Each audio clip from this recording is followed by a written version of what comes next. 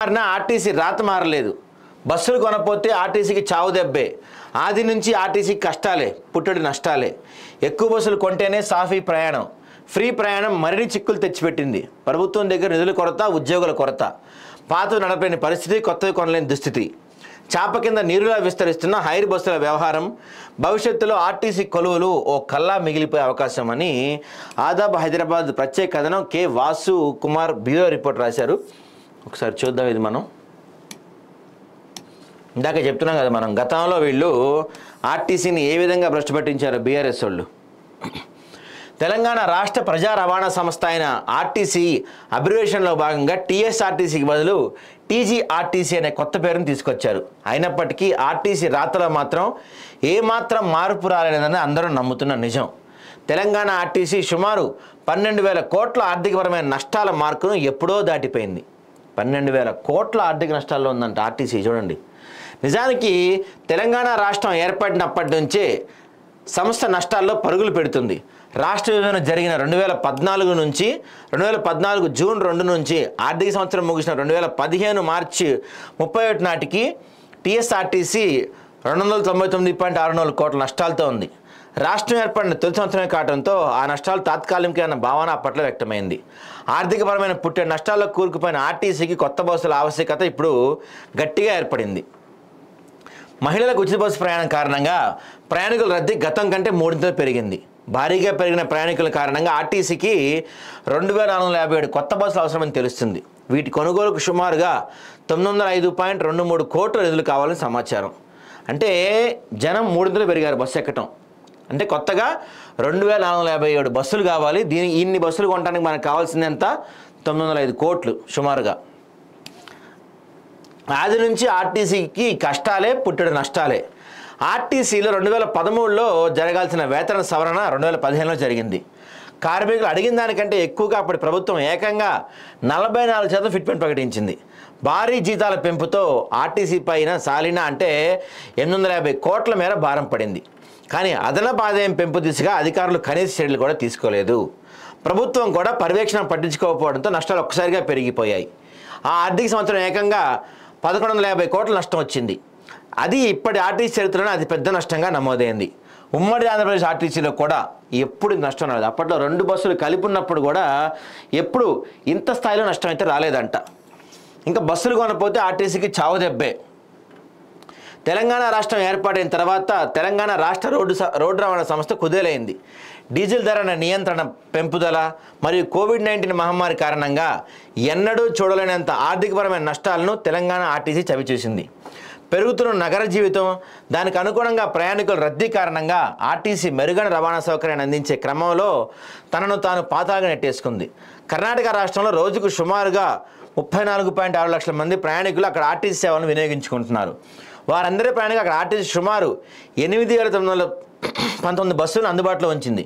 మన తెలంగాణ రాష్ట్రంలో రోజు సుమారు 90 లక్షల మంది ప్రయాణికులు ఆర్టీసీ బస్సులో ప్రయాణించి తమ గమ్యస్థానానికి చేరుకుంటున్నారు.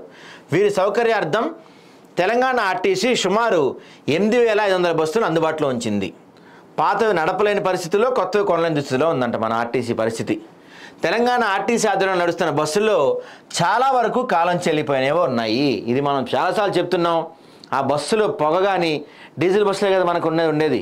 ఆ బస్సులో పొగ కానీ, ఆ బస్సులో పాత బస్సులు అయిపోవడం వల్ల ప్రమాదాలు కానీ, లోపల ప్రయాణికులు కూర్చునే వాళ్ళకి సీట్లలో ఇబ్బందులు కానీ, వీటి గురించి ఎంత తక్కువ చెప్పుకుంటే అంత మంచిది. మనం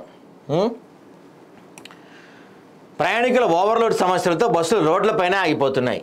ఈ నేపథ్యంలో కొత్తవి కొనేందుకు ఆర్టీసీ ప్రయత్నాలు ప్రారంభించింది.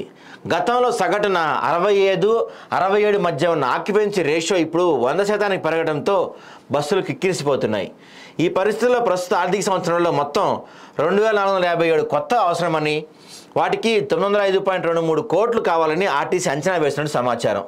సూపర్ లగ్జరీ మినహా మిగిలిన 6 రకాల సర్వీసుల్లో బస్సుల సమస్య, డిమాండ్ అధికంగా ఉంది. ముఖ్యంగా రాజధాని ఏసీ బస్సులు బాగా పాతవయ్యాయి, తరచూ మొరాయిస్తున్నాయి. మరమ్మతులు, ఇంధన ఖర్చు, కార్మికులపై పనిభారం పెరుగుతుంది. తిరిగిన కిలోమీటర్ల జీవితకాలం ఆధారంగా పాత వాటిని మారుస్తుంటారు. ఒక ప్రాతిపదికలో 10 నుంచి 12 లక్షల కిలోమీటర్లు తిరిగితే గతంలో తక్కువగా మార్చే పద్ధతి ఉంటుంది. 15 ఏళ్ళు దాటితే విధిగా బస్సును తొలగించాలి. కానీ ఎన్ని బస్సులు తొలగించారు ఇప్పుడు అక్కడ? 10 నుంచి 12 లక్షలు తిరిగితే బస్సుని పాత బస్సు అయిపోద్ది. తర్వాత మనకి కొత్తగా రూల్ కూడా వచ్చింది 15 ఏళ్ళు దాటితే ఆ బస్సుని వాడకూడదు అని. కానీ 15 ఏళ్ళు అయిపోయినా వాడుతున్న బస్సులు ఎన్ని ఉన్నాయి మన దగ్గర? 12 లక్షల కిలోమీటర్లు తిరిగినా వాడుతున్న బస్సులు మన దగ్గర ఎన్ని ఉన్నాయి ఇప్పటికీ? సిటీలోనే బోల్డ్ బస్సులు ఉంటాయి. మహాలక్ష్మి పథకంతో భారీగా పెరిగిన రద్దీతో కొనుగోలు చేయాల్సిన బస్సుల సంఖ్య ఈసారి ఏకంగా 2000 దాటింది. అంతేకాకుండా ఆర్టీసీలో 2200 బస్సులను తుక్కుగా మార్చాల్సి ఉంది. 15 నుంచి 20 లక్షల కిలోమీటర్లు దాటిన సర్వీసులను తిప్పుతున్నారని యూనియన్ నాయకులే చెప్తున్నారు. ఆర్టీసీలో సొంతవి అద్దెవి కలిపి సుమారు 9000 సర్వీసులు ఉన్నాయి. ఇందులో సొంతవి 6424. సంస్థ గణాంకాల ప్రకారం వీటిలో 20% బస్సుల్ని మార్చాలి. కార్మిక సంఘాలు మాత్రం తుక్కుగా మారిన బస్సులు 33% పైనే ఉన్నాయని ఆరోపిస్తున్నారు. 33% బస్సులు తుక్కుగా మారిపోయినాయి ఉన్నాయంట అక్కడ. గ్రేటర్లో మనం చూస్తూనే ఉంటాంగా, నిత్యం రోడ్డు మీద ట్రాఫిక్ జామ్ అయింది ఏందయ్యా అంటే అక్కడ ఏదో ఒక ఆర్టీసీ బస్సు ప్రాబ్లం వచ్చి ఆగిపోయిందనే, బ్రేక్ డౌన్ అయ్యో, ఓవర్లోడ్ ఆగిపోయో, లేకపోతే ఇంకేదో కారణాలతో నిత్యం సిటీలో ఏదో ఒక మూల ఎక్కడో చోట బస్సు ఆగిపోయి కనపడుతుంది మనకి. రీజన్ల వారీగా చూస్తే హైదరాబాద్, సికింద్రాబాద్ రీజన్లో పాత బస్సుల సమస్య అధికంగా ఉంది. గ్రేటర్ హైదరాబాద్ జోన్లో సిటీ ఆర్డినరీ, మెట్రో ఎక్స్ప్రెస్ల్లో అత్యధికంగా డొక్కు బస్సులు, తుక్కు బస్సులు ఉన్నాయి. కేవలం ఎలక్ట్రిక్ బస్సులు మాత్రమే కొత్తవి మార్చాల్సిన బస్సులు.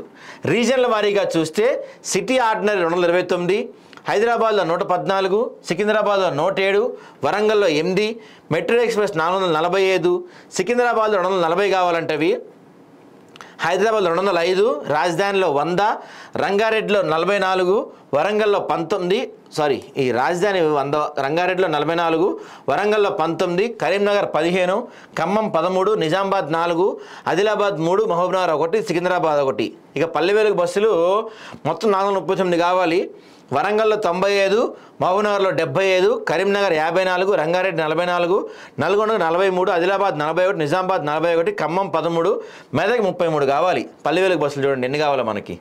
వీటితో పాటు వాటి స్థానంలో కావాల్సిన కొత్త బస్సులు 1213, పెరిగిన రద్దీకి అనుగుణంగా కావాల్సినవి 1244. వీటి కొనుగోలుకు సుమారు కావాల్సినవి మనకి 905.23 కోట్ల నిధులు కావాలంట. ఈ నిధులు సమకూర్చకపోతే, ఇన్ని కొత్త బస్సులు వేయకపోతే మాత్రం ఎంత చేసినా, ఎంత కష్టపడినా, ఎంత ఈ పథకం మహాలక్ష్మి పథకం ఇచ్చినా మహిళలు బస్సులో ఇబ్బంది పడుతూనే ఉంటారు. ఆ తుక్కు బస్సుల వల్ల పొల్యూషన్ అవుతూ ఉంటుంది.